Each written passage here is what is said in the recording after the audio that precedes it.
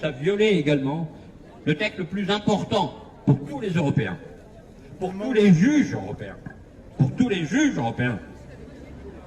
la Convention de sauvegarde des droits de l'homme et des libertés fondamentales, que la France a ratifiée, bien évidemment.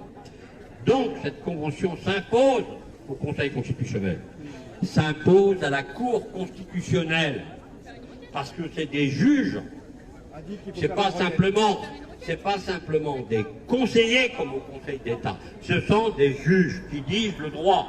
Mais les juges qui disent le droit doivent respecter la Convention. Ils ne peuvent pas échapper à cette obligation. Et malheureusement, dans la requête, il n'en est pas fait état.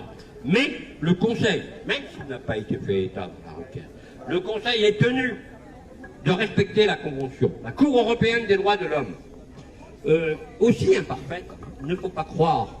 Il lui arrive de rendre des décisions pour le moins troublantes. Mais la Cour européenne a rappelé que tous les juges français sont les juges de la Cour européenne. Tous les juges français doivent prendre en considération la Convention de sauvegarde des droits de l'homme pour se déterminer.